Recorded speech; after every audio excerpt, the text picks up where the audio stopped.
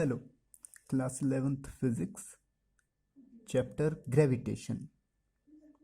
मेरे इससे पहले टॉपिक्स में मैं ग्रेविटेशन के बेसिक्स और एक important topic gravitational field intensity discuss कर चुका हूँ।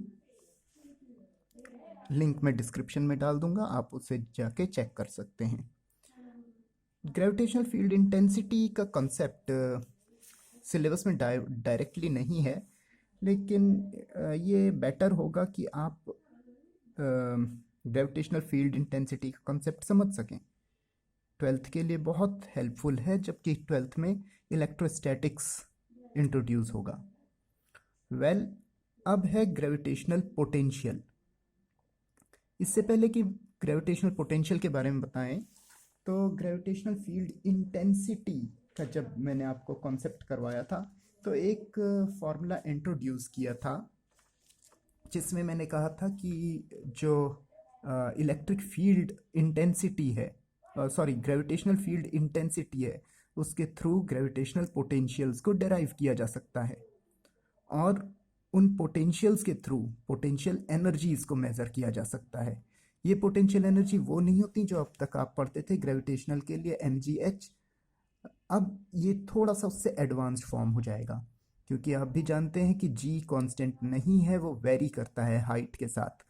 तो इसलिए जो पोटेंशियल के लिए फॉर्मूला होना चाहिए पोटेंशियल एनर्जी के लिए, वो कुछ चेंज हो जाएगा। तो अभी हम पोटेंशियल के कंसेप्ट को समझते हैं। पोटेंशियल का कंसेप्ट आपका पोटेंशियल एनर्जी के साथ कोरिलेट करता है, और पोटेंशियल का कंसेप्ट आपका ग्रेविटेशनल फील्ड इंटेंसिटी के साथ भी कोरिलेट करता है। What is gravitational potential? इससे पहले मैं आपका ध्यान लेके आता हूँ इलेक्ट्रिक पोटेंशियल की तरफ। क्लास 10th का topic electric potential. Electric potential at a given point is equal to amount of work done in moving unit positive test charge from infinity to that point. Ultimately potential क्या है? ये एक तरह का work done है जो कि किसी रीजन में स्टोर हो चुका है। फिर इसका मीनिंग क्या हुआ? इसका मीनिंग ये है कि वो जो स्टोर्ड वर्क है उसके थ्रू हम वहाँ जितनी एनर्जी है उसका एस्टिमेशन कर सकते हैं। इलेक्ट्रिक पोटेंशियल का सिग्निफिकेंस ये है कि उसकी इंफॉर्मेशन के थ्रू हमें ये पता चलता है कहाँ पोटेंशियल ज़्यादा है कहाँ कम है, और हम करंट के फ्लो की डायरेक्शन को असाइन कर सकते हैं, जो कि high potential to low potential होती है। फिर ग्रेविटेशनल पोटेंशियल से हम क्या क्या चीज़ डेराइव करना चाहते हैं? यहाँ पे हम इंटरेस्टेड होंगे केवल जो डिफरेंट ग्रेविटेशनल पोटेंशियल सिस्टम्स हैं उनकी एनर्जीज कैलकुलेट करने के लिए। हम ये जो हमें पहले से पता है डेफिनेशन, इसके बेसिस पे ग्रेविटेशनल पोटेंशियल की डेफिनेशन डेराइव करते हैं। तो the gravitational potential at a given point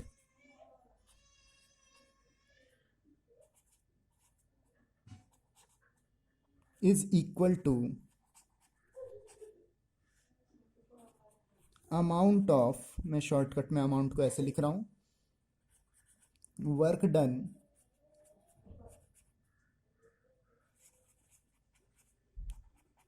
in moving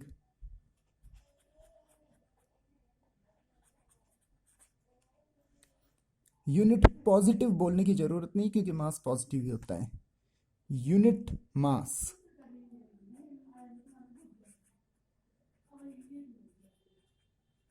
from infinity to that point.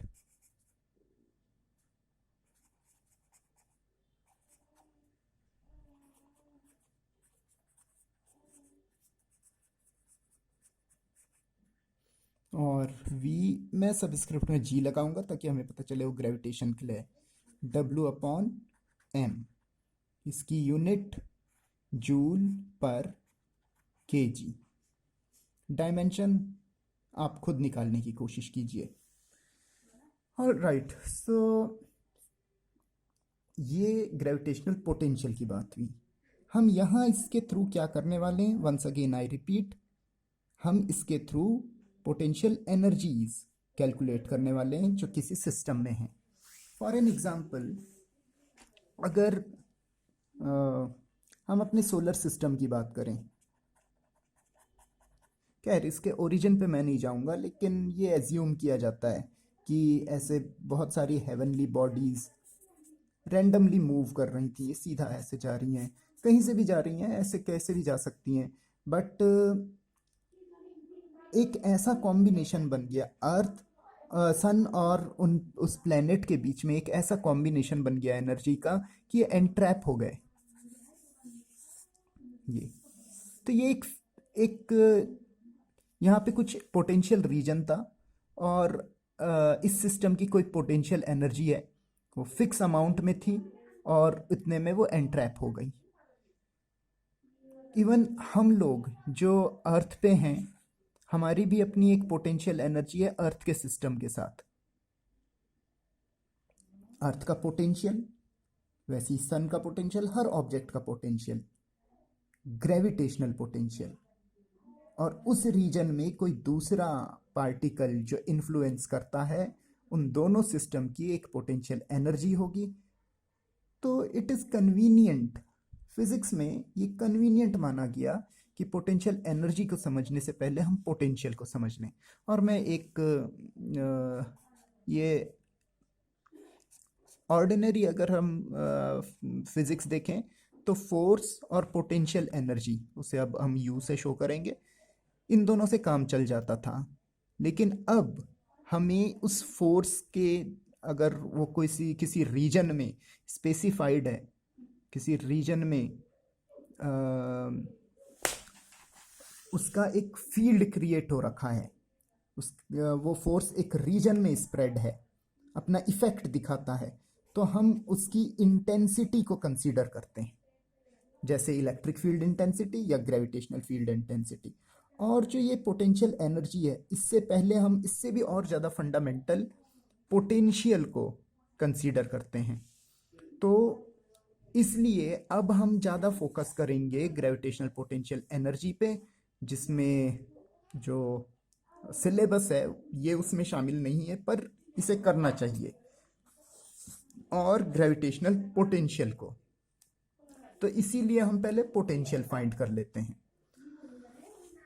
तो यहाँ पे अब हम, जैसे हमने पहले ग्रेविटेशनल पोटेंशियल एनर्जी के लिए gravitational intensity, sorry, gravitational field intensity का जो फंडामेंटल फॉर्मूला था F/m, इससे आगे हमने इसे पॉइंट मास के लिए निकाला था।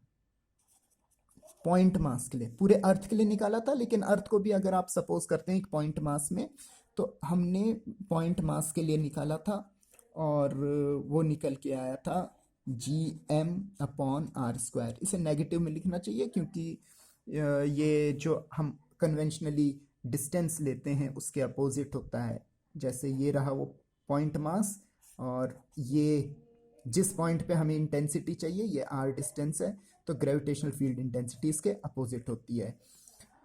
अब ऐसे ही हम पॉइंट मास के लिए ग्रेविटेशनल पोटेंशियल कैलकुलेट करेंगे। Gravitational potential due two point mass.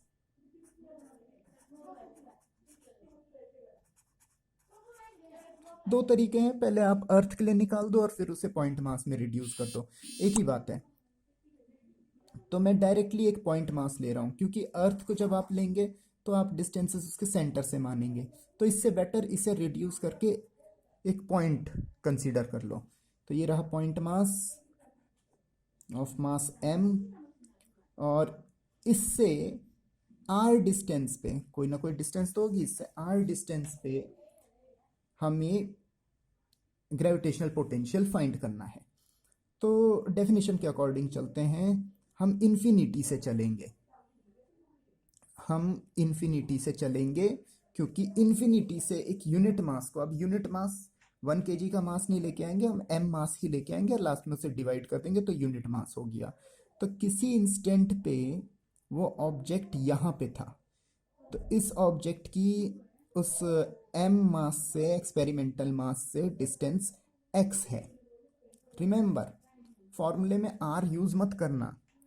r तो लास्ट है जहाँ पे हमें वो पहुँचाना है, इनफाइनाइट फर्स्ट है।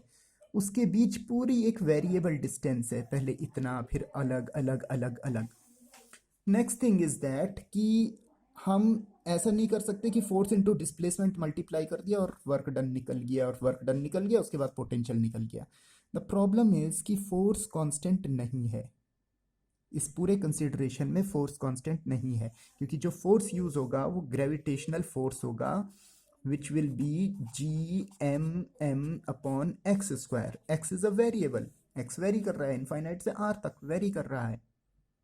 तो अगर फोर्स ही कांस्टेंट नहीं है तो वर्क के फॉर्मूले में फोर्स इनटू डिस्प्लेसमेंट में फोर्स क्या रखेंगे, डिस्प्लेसमेंट क्या रखेंगे।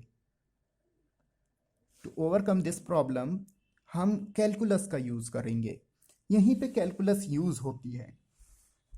हम small distances dx, small displacements dx में इस पूरी जर्नी को डिवाइड कर देंगे। ये dx इतना छोटा डिस्टेंस होगा जिस पे जो फोर्स, उस पर्टिकुलर इंस्टेंट पे जो फोर्स होगा वो कांस्टेंट एज्यूम कर लिया जाएगा। मान के चलिए यहां पे था और ये x है, तो dx डिस्टेंस पे f जो भी था, यहाँ पे लगभग लगभग इन दोनों पॉइंट पे हम नियरली उसे सेम कह सकते हैं। इतने ड्यूरेशन में वो सेम रहा, तो इसलिए इतने ड्यूरेशन के लिए हम उसे कांस्टेंट मान सकते हैं। तो इतने ड्यूरेशन का वर्क डन तो हम निकाल सकते हैं। So we will calculate dw which is equal to f dx. And what is f? f is gmm upon x square dx, and which is gmm x minus 2 dx। ये हमारा dw आ गया, work done, small work done, सिर्फ dx displacement में। मैंने यहां दिखाया नहीं, ये रहा वो dx। नेक्स्ट, अब अगर हम टोटल वर्क डन निकालते हैं तो वी हैव टू इंटीग्रेट। तो इधर w निकालने के लिए we will integrate this dw, and which is this thing, integration gmm x to the power minus 2 dx. And what is limit of integration here? It starts from infinity and ends at r. जिन students को integration वगैरह में problem है तो मेरा एक और lecture है बेस्ड अपॉन कैलकुलस, आप वो वीडियो ज़रूर देख लें। उसमें काफ़ी इजीली डिफरेंशिएशन और इंटीग्रेशन का कंसेप्ट समझाया गया है, और सिंपली आप कुछ फॉर्मूले याद रख लें एंड दैट्स ऑल। अभी के लिए इतना ही काफ़ी है। ओके, तो हम आगे बढ़ते हैं। यहाँ पे मैं फिर भी आपको फॉर्मूला बता देता हूँ इंटीग्रेशन का। तो if there is x to the power n dx, तो इसका इंटीग्रेशन होता है x to the power n plus 1 upon n plus 1। What does it mean? It mean कि अगर मैं इसका इंटीग्रेशन करता हूँ तो gmm, देखिए ये कांस्टेंट टर्म है, इसका नहीं, इसका इंटीग्रेशन होगा, और इंटीग्रेशन होने के बाद it will be x minus 2 plus 1 upon minus 2 plus 1 with limit of integration infinite to r। हाँ, थोड़ा सा और मैथमेटिक्स है अभी इसमें, which is gmm x power minus 1 upon minus 1 infinite to r। अब लिमिट रखने का तरीका, लिमिट रखने का तरीका ये है कि हम लिखेंगे जी एम एम, ओ ये माइनस आगे दे सकते हैं, इसका ध्यान रखिएगा, ये मिस नहीं होना चाहिए, पूरा मीनिंग चला जाएगा डेरिवेशन का। And now we have X to the power -1 infinite to R. मैं अननेसेसरी कुछ स्टेप्स काफ़ी खींच रहा हूँ, एक बार आप इसकी ढंग से प्रैक्टिस कर लेंगे तो कई स्टेप्स आप स्किप कर सकते हैं। And now will put that limit. अच्छा ये याद रखिए कि ये इंटीग्रेशन साइन dx हट जाएगा, फिर इन्हें कहाँ रखेंगे लिमिट्स को, तो ऐसे हम ब्रैकेट बना के और साइड में लिख देते हैं इन्हें। So now it is -gmm and this is 1 upon r minus 1 upon infinite, 1 upon infinite is 0, so w equal to -gmm upon r। अगर आपसे वर्क डन पूछा जाएगा तो ये निकाल सकते हो, पर यहाँ पे तो हमें ग्रेविटेशनल पोटेंशियल चाहिए पॉइंट मास के लिए। ओ ये एक हेडिंग थी actually, we ji for point mass. Books में डायरेक्टली आपको अर्थ कह रखा होगा, तो अर्थ कह रखा होगा तो कुछ चिंता करने की जरूरत नहीं, ये लो अर्थ बन गई। तो ऑलराइट, सो बहुत इसमें परेशान होने की जरूरत नहीं है, मैंने उसे पॉइंट मास कह दिया है, बोथ आर सेम, मैं उसे रिड्यूस कर सकता हूँ पॉइंट मास के लिए। तो अर्थ के लिए भी हो गया यही डेरिवेशन और पॉइंट मास के लिए भी हो गया यही derivation. So it is now W equal to GMM upon R and then we will find Vg due to point mass equal to W upon M, and what is W here? minus GMM upon R divided by M will get cancelled, so Vg point mass is equal to minus GM by R। तो ये कुछ कुछ दिखने में electric gravitational field intensity के जैसा है, but वहाँ अपॉन में r² होता है। और दूसरी चीज़, मेन चीज़, वो एक वेक्टर क्वांटिटी है। मैं ये बताना भूल गया, ये एक स्केलर क्वांटिटी है, इसे ऐड सब्ट्रैक्ट करना सिंपली ऑर्डिनरी नंबर्स के जैसे करना है, कोई प्रॉब्लम नहीं। और लेकिन ग्रेविटेशनल फील्ड इंटेंसिटी को नहीं कर सकते वैसा, वो वेक्टर क्वांटिटी है, उसके लिए वेक्टर रूल फॉलो होंगे। So this is all about that. अगर मैं अर्थ के लिए इस चीज़ को करूं तो कुछ चेंज नहीं होगा, -GM upon R, nothing else. ये रही अर्थ और इसके सेंटर से यहाँ तक की डिस्टेंस। हाँ, यहाँ पे आप ये पूछ सकते हो अगर वो सरफेस ऑफ अर्थ पे होगा तो क्या, तो स्मॉल r कैपिटल R के बराबर हो जाएगा। अगर वो इनसाइड द अर्थ होगा तो क्या, उसके लिए डिफरेंट फॉर्मूला है, वो अलग से डेराइव करना पड़ेगा। So this is all of it. One more thing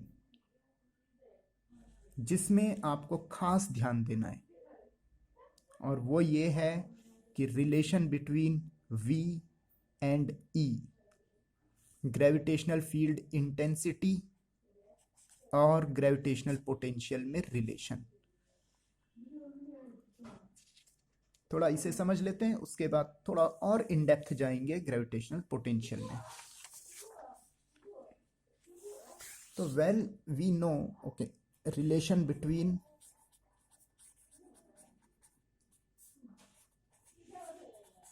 Eg gravitational field intensity and Vg gravitational potential. Okay, we know that Eg for point mass, ये एक चीट सॉल्यूशन मैं आपको बता रहा हूँ, जो एक्चुअल डेरिवेशन है वो थोड़ा ज़्यादा रिगरस है, और इसलिए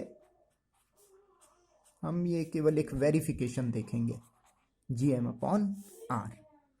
नाउ नेक्स्ट इम्पॉर्टेंट पॉइंट, अब मैं इसे डिफ्रेंशिएट करने वाला हूँ, dVg बाई dr। डिफ्रेंशिएशन के लिए वंस अगेन मेरा वीडियो आप देख सकते हैं, GM।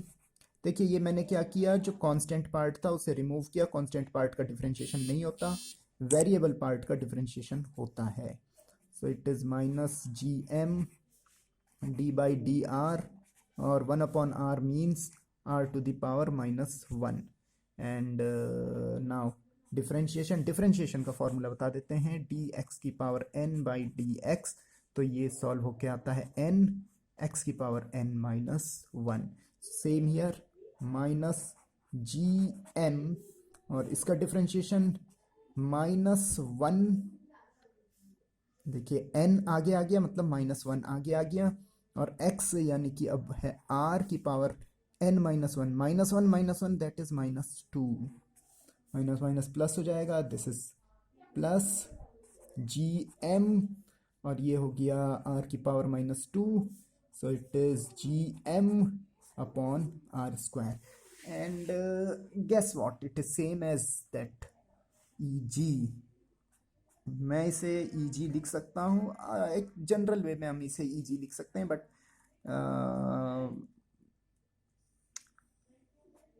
हम इसे माइनस ई जी लिखेंगे। So finally E G is equal to minus D V G by D R, और यही फॉर्मूला मैंने उस दिन लिखवाया था, आप प्रीवियस वीडियो में चेक कर लीजिए। सो now what is the significance of gravitational potential? So significance of Vg. So if Vg for a body is known in space, alright, तो फॉर अ बॉडी कह दिया मैंने, ये कुछ भी हो सकता है। मैंने पहले भी बताया ग्रेविटेशन के रूल्स न्यूट्रिनोज से, इनफैक्ट उससे भी छोटे जो मेसॉन्स होते हैं, उससे भी जो छोटे पार्टिकल होते हैं, इवन लाइट के फोटॉन से लेके और गैलेक्सीज तक एप्लीकेबल है। तो दैट इज वाई मैं सिर्फ कोई प्लैनेट या अर्थ तक इसे सीमित नहीं कर रहा हूँ। If Vg for a body is known in space, हमें Vg की वैल्यू पता है, then its potential energy with another object, another body कहना चाहिए, another body of mass m can be measured as u equal to v, u g कर देते हैं, v m, and that is minus V M की value G M upon R negative में, तो that is Y negative G M upon R. This is what, ये वही है जो हम पहले वर्क निकाल चुके हैं। यही वर्क तो स्टोर हो गया एनर्जी में, पर हम इसे ऐसे कैलकुलेट नहीं कर रहे हैं, हम इसे पोटेंशियल के थ्रू कैलकुलेट कर रहे हैं। पोटेंशियल को एक आम शब्दों में मैं अगर बताना चाहूँ, अगर आपको सिंपल भाषा पसंद है, तो पोटेंशियल का मतलब है, जैसे ग्रेविटेशनल पोटेंशियल, कहीं पे उसकी वैल्यू हो गई लेट अस सपोज 25 जूल पर केजी, इसका मतलब ये रही वो बॉडी, और लेट अस सपोज ये इससे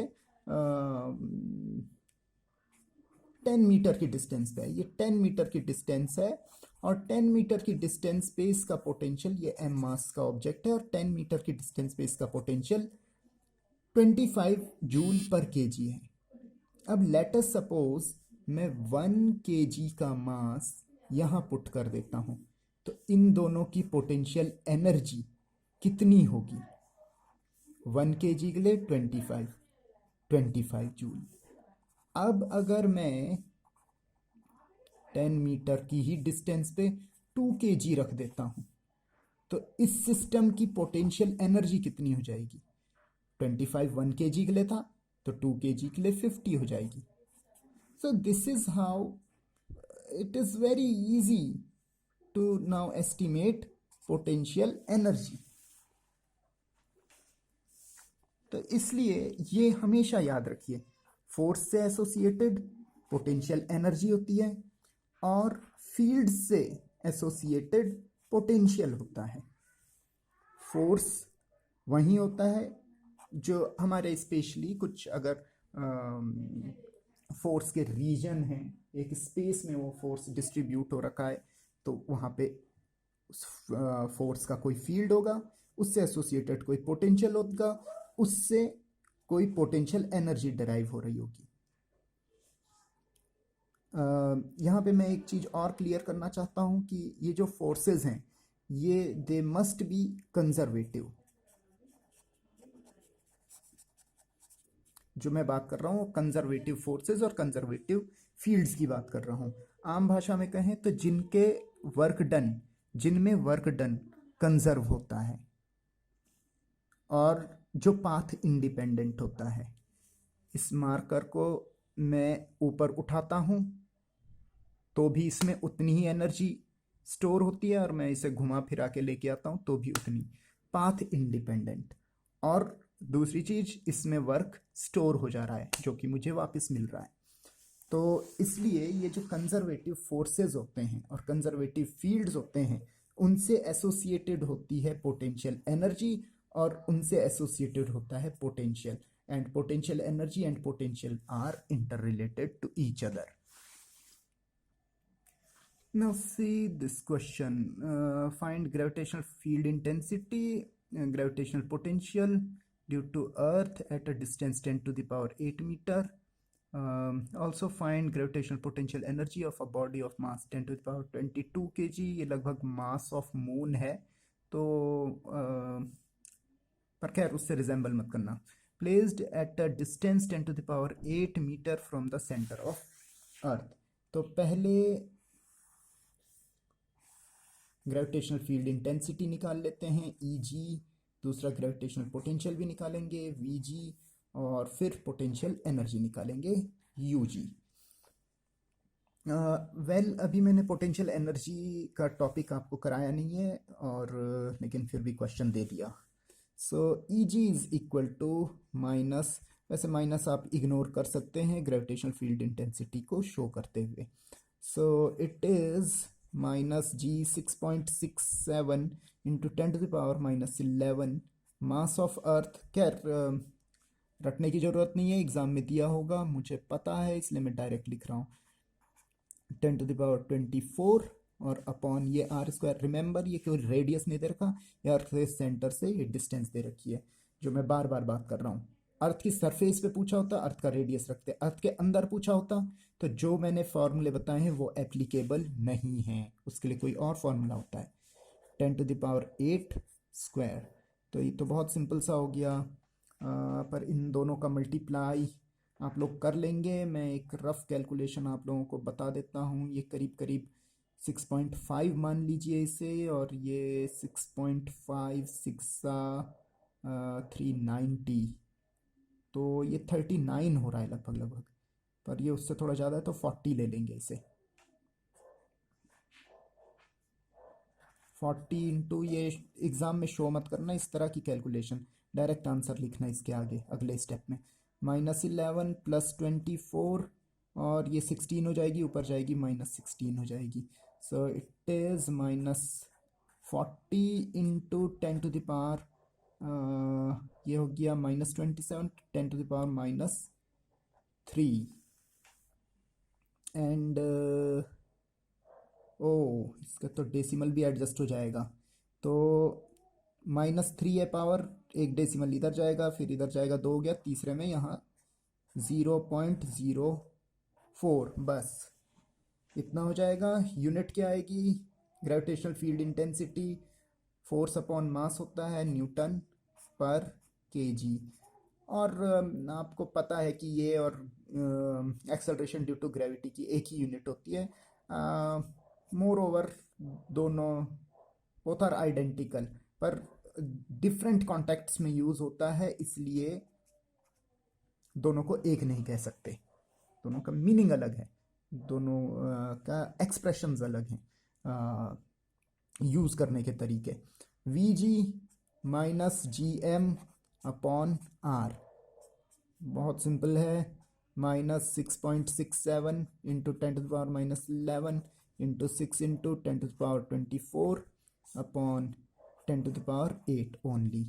तो ये कैलकुलेट कर ही रखा है मैंने, 40 into 10⁻11 plus 24 -8, so it will be, oh in fact इसमें से 16 हो गया था, तो नहीं चलो यही देख लेते हैं, ये हो गया 16/5, तो ये हो जाएगा -40 इंटू 10⁵ यूनिट जूल पर केजी। थोड़ा पावर एडजस्ट कर लेते हैं क्योंकि ये हमने गलती से भी कर रखा है, इसमें एरर होंगे, 40 नहीं आएगा, कुछ और आएगा, पर अगर ऐसा कर देंगे तो वो एरर बच जाएगा, छुप जाएगा। And last potential, we have calculated potential at this distance, तो फिर प्रॉब्लम ही क्या है, वी जी इंटू एम कर देंगे माइनस, वैसे हम चाहें तो इसे ऐसे भी कर सकते हैं, एंड दैट इज हम ये यूज करेंगे, तो -4 इंटू 10⁶ और इंटू एम है 10⁻22, सो it is -4 into 10⁻28 joule, tremendous amount of energy.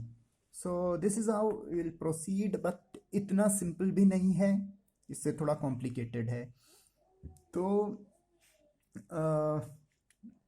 Gravitational field intensity क्या है, कैसे उसे डिफाइन करेंगे, ये मैं वीडियो में आगे बताता हूं।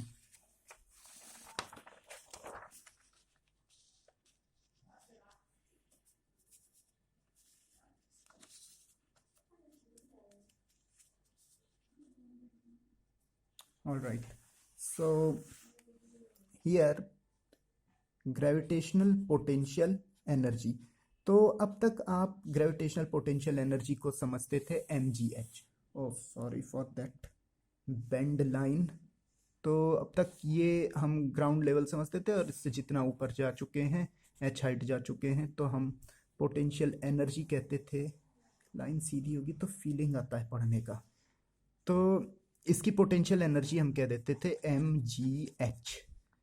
अब कुछ प्रॉब्लम्स हैं, अर्थ है, अर्थ से काफ़ी डिस्टेंस पे अगर चले गए ऊपर तो जी तो चेंज हो जाएगा, तो फिर mgh वैलिड नहीं होगा। सेकेंड थिंग, ये जो mgh होता है ये केवल एनर्जी का एक रेफरेंस पॉइंट से डिफरेंस है। कहने का मतलब ऐसा नहीं है कि अर्थ सरफेस पे क्योंकि हाइट नहीं है, यहाँ से ले जाएंगे तो mgh लगेगा, तो अर्थ सरफेस पे पोटेंशियल एनर्जी ज़ीरो हो जाएगी, ऐसा नहीं है। क्योंकि अगर आप यहाँ से गड्ढा खोदते हैं तो ये तो और नीचे गिरेगा, यानी कि अभी भी इसके अंदर पोटेंशियल एनर्जी थी, तब तक गिरती रहेगी जब तक ये सेंटर पे नहीं पहुंच जाती। तो ये एक्चुअल में सिर्फ एक रेफरेंस के लिए किया जाता है कि जब हम काइनेटिक एनर्जी और पोटेंशियल एनर्जी के जरिए मैकेनिकल एनर्जी को एक्सप्लेन करते हैं, तो हम ये कहते हैं कि ये ग्राउंड पे हमने मान लिया कि पोटेंशियल एनर्जी ज़ीरो है, अपनी तरफ से हम मानते हैं, जबकि पोटेंशियल एनर्जी को एज्यूम किया जाता है इनफाइनाइट पे ज़ीरो। ये भी एक चीज़ और मैं बता दूं, ये भी टोटली ट्रू नहीं है, हर जगह ट्रू नहीं है। इसके लिए मैं एक स्पेशल वीडियो बनाऊंगा फॉर कॉम्पिटिटिव एग्ज़ाम, उसमें आपको क्लियर हो जाएगा। तो यहाँ पे रेफरेंस ले लेते हैं हम कि पोटेंशियल एनर्जी ज़ीरो है, और तब उसके हिसाब से हम कहते हैं कि ये mgh हम ऐसे निकाल रहे हैं। ओरिजिनली इसका मीनिंग ये होता है कि ये अर्थ है, अगर कोई ऑब्जेक्ट यहाँ पे रखा है, उसकी पोटेंशियल एनर्जी u1 है, और थोड़ा सा हाइट मतलब थोड़ा सा ही उस पर उसकी एनर्जी u2 है, तो क्योंकि इतनी एनर्जी दोनों लेवल में कॉमन हो रही है, इसलिए हम ये इसको एडजस्ट करने के लिए हम सीधे सीधे ये मान लेते हैं कि यहाँ पे ज़ीरो है। फॉर एन एग्जाम्पल, अगर जैसे जो स्टूडेंट 100 में से 33 मार्क्स लाने पड़ते हैं, तो हम काउंटिंग यहाँ से स्टार्ट करते हैं। पास होने वाला बच्चा कितने नंबर लेके आया, तो 33 से ऊपर ही हम काउंट करते हैं। तो हम एक लेवल ये भी मान सकते हैं कि 33 से नीचे जितने बच्चे हैं सब 0 से शुरू करेंगे, और बाकी उसके ऊपर जो जो पास हो रहा है सिर्फ हम उनको मार्क कर रहे हैं। जबकि जो 32 लाया है वो भी तो कुछ लाया है, उससे नीचे भी लाया है। तो इस तरीके से हमने एक कॉमन ले लिया, जो इतना है उसे हमने कॉमन करके हटा दिया और हम उसके ऊपर ही काउंट कर रहे हैं। तो वैसे ही 0 से सेंटर ऑफ अर्थ से यहाँ तक जितने भी सिस्टम होंगे सबके पास उतनी ही पोटेंशियल एनर्जी होगी, इसलिए हमने उस पोटेंशियल एनर्जी के लेवल को 0 कर दिया और अब हम उससे ऊपर काउंट कर रहे हैं। So gravitational potential energy, it is the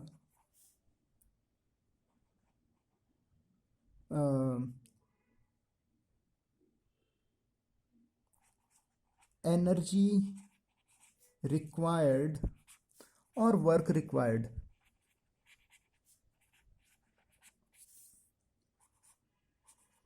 to assemble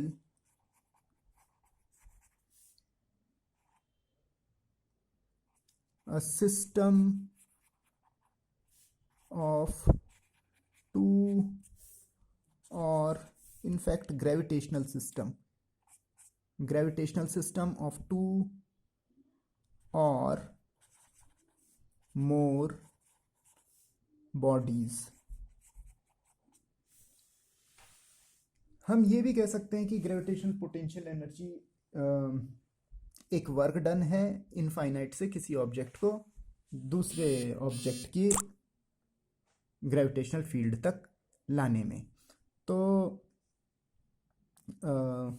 like for two body system, अगर ये दो बॉडीज हैं, एक का मास m1 है, दूसरे का मास m2 है, और उनके बीच की डिस्टेंस r12 है। r ही कह सकते थे पर मैं 12 सबस्क्रिप्ट लगा रहा हूँ। तो हम ये मानेंगे, वैसे m1 m2 दोनों इनफाइनाइट से यहाँ आए होंगे, लेकिन क्योंकि फिर वही जो मैंने स्टार्टिंग में कहा था, एक एम्प्टी स्पेस मानो कि ये इन्फ्लुएंस नहीं कर रहे हैं बाकी किसी चीज़ से। तो अगर खाली m1 ही m1 था, उसे मूव कराने में किसी भी फील्ड में तो मूव कराया नहीं उसे, तो कोई वर्क नहीं करना पड़ेगा। लेकिन जब m2 लेके आएंगे तो फिर m1 के इन्फ्लुएंस में उसे लाना पड़ेगा। तो यानी कि एक मास है, ये m1 क्रिएट कर दिया, तो इसके अराउंड एक ग्रेविटेशनल पोटेंशियल बन गया। अभी कोई वर्क नहीं होगा, लेकिन जब हम दूसरा सिस्टम वहाँ लेके आएंगे तो कुछ वर्क करना पड़ा है, और उनके बीच में एक एनर्जी, एक इंटरेक्शन होगा, और उसकी वजह से एक पोटेंशियल एनर्जी सेटअप होगी। So we will assume that potential, gravitational potential due to m1 at a distance r12 is vg। ओह, ये क्या हुआ, vg ड्यू टू, वेल यहाँ पे मुझे gp लिखना चाहिए था। Gravitational potential due to m1 at a distance r12 is vg, where vg equal to minus g m1 upon r12. So energy of m1 m2 system when m2 is brought from the infinity, वो मैं लिख नहीं रहा हूँ, आप खुद लिख लेना आगे। when m2 is brought from infinity to a distance r12 from m1, तो वो जो पोटेंशियल एनर्जी होगी u12, that will be equal to vg into m2, that is minus g m1 m2 upon r12. Now in the same way, for three body problem, three body system, अगर तीन bodies हैं तो फिर उनके लिए gravitational potential क्या होगा, तो उसमें हम इसे ही आगे यूज कर लेंगे। तो ये मैंने तीन बॉडीज का सिस्टम बना लिया, M1 M2 M3। M1 M2 के बीच की distance R12 R23 R31। so here we have three systems of two bodies। अगर केवल इसे देखो, एक सिस्टम हो गया दो बॉडी का, ये एक सिस्टम हो गया दो बॉडी का, ये एक सिस्टम हो गया दो बॉडी का, तो तीन सिस्टम है हमारे पास दो बॉडीज के। तो जो टोटल पोटेंशियल एनर्जी होगी U123 that will be equal to U12 plus U23 plus U31। U12 अब हम इसे कॉर्लेटली यूज कर लेंगे, minus GM1 M2 upon R12 minus, सब में माइनस लगेगा, GM2 M3 upon R23 minus GM3 M1 upon R31 and so on. इसी तरीके से हम ऐसी n बॉडी प्रॉब्लम भी हो सकती है, उसे मैं अभी छोड़ रहा हूं, उसे हम एक क्वेश्चन की फॉर्म में देखेंगे। यहां पे क्वेश्चन ये आता है कि Y gravitational potential energy and of course also gravitational potential is negative। is इसलिए कह रहा हूं, ये आएगा तो भी is, ये आएगा तो भी is, दोनों आएंगे तब r होगा ना। तो बट दो क्वेश्चन समझ लीजिए कि मैं is नेगेटिव, ये नेगेटिव क्यों होता है। नाउ रिमेंबर वन थिंग, अगर potential, once again, conservative field का, इन कंजर्वेटिव फील्ड